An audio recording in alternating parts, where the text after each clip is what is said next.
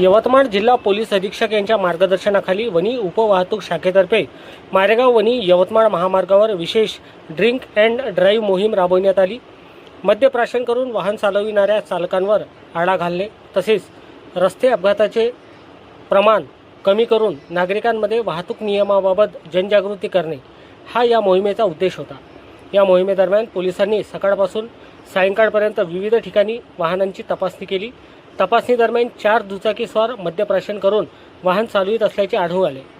Breath analyser मशीनद्वारे करण्यात आलेल्या तपासणीत संबंधित चालकांनी मद्यसेवन केल्याची पुष्टी झाली।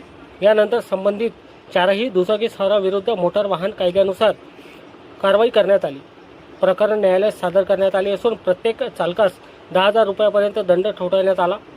वाहतूक पोलिसांनी नागरिकांना मद्यप्राशन करून वाहन चालवू नये, वाहतूक नियमांचे काटेकोरपणे पालन करावे असे आवाहन केले आहे। रस्ते अपघात टाळण्यासाठी अशा विशेष मोहिमा पुढेही सातत्याने राबविण्यात येणार असल्याचे पोलिसांनी स्पष्ट केले।